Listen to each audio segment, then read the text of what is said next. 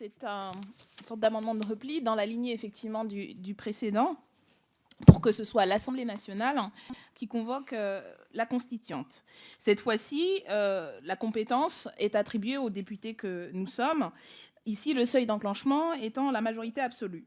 Ce n'est pas un amendement qui vient en concurrence, mais qui serait complémentaire, qui eût été complémentaire et qui le sera peut-être si nos amendements sont adoptés en séance, puisqu'il n'octroie aucune compétence aux parlementaires qui ne soit partagée avec les citoyens et les citoyennes qu'elles et ils ont vocation à représenter.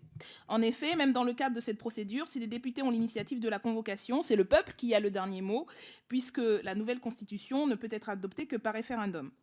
Vous le savez, à la France insoumise, nous pensons qu'une 6e République est nécessaire, car les institutions de la 5e étouffent et bâillonnent le peuple. Nous ne pensons pas, par ailleurs, que c'est notre programme obligatoirement qui serait adopté dans le cadre d'une constituante ou de cette 6e République, mais nous croyons en l'intelligence collective et nous croyons au débat démocratique qui ne saurait se refermer, mais plutôt s'ouvrir dans le cadre de ce genre de processus. Et nous pensons que nous sommes un peuple conscient, éclairé, éduqué, qui est en capacité de faire des choix dans l'intérêt général. C'est le cas pour les députés, c'est le cas également pour tous les citoyens.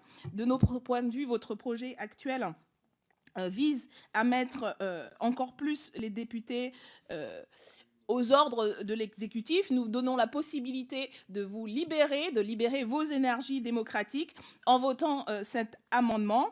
L'idée d'une démocratie au service des citoyens, qui donne véritablement les clés du débat constitutionnel, du débat fondamental, de la loi fondamentale au peuple. Nous pensons que la démocratie signifie, comme l'a formulé le philosophe américain John Dewey, la croyance en une culture humaniste, et qu'en cela, les principes qui font la délibération, le contradictoire, le débat, permettraient justement aux citoyens et citoyennes de refonder l'ensemble de nos institutions. C'est pourquoi nous vous appelons à voter en faveur de cet amendement. Monsieur le rapporteur général. Oui, d'abord rassurer Madame Obono, nos énergies démocratiques sont parfaitement libérées et en plein mouvement. Et mon avis sera identique à celui qui a précédé, puisqu'en vertu de l'article 89 de la Constitution actuellement en vigueur, les membres du Parlement, donc notamment les députés, peuvent être à l'initiative d'une révision constitutionnelle, laquelle doit ensuite aboutir à un référendum, c'est donc à une ratification populaire. Autrement dit, il n'est pas utile de vouloir créer un arsenal superfétatoire, alors même qu'aujourd'hui, en réponse à votre argument, il est pleinement satisfait, puisque l'article 89 en dispose. Défavorable. Madame Obono. Monsieur le rapporteur général, je pense que nous ne nous comprenons pas, donc nous ne désespérons pas d'avancer dans la discussion et de clarifier le point de vue. Oui, nous sommes dans un régime parlementaire représentatif qui délègue, où les citoyens et les citoyennes délèguent aux parlementaires un pouvoir de décision, de vote, etc. Nous, ce que nous proposons, c'est d'instaurer une forme de démocratie directe. Ça existe, et encore une fois, ce n'est pas quelque chose qui sort simplement de la tête des insoumis et des insoumises. Ça existe, et c'est exercé dans un certain nombre de pays ou d'États démocratiques de par le monde. Ça complète et ça ne remet pas en cause le régime parlementaire et les autres voies de la délibération et du choix démocratique.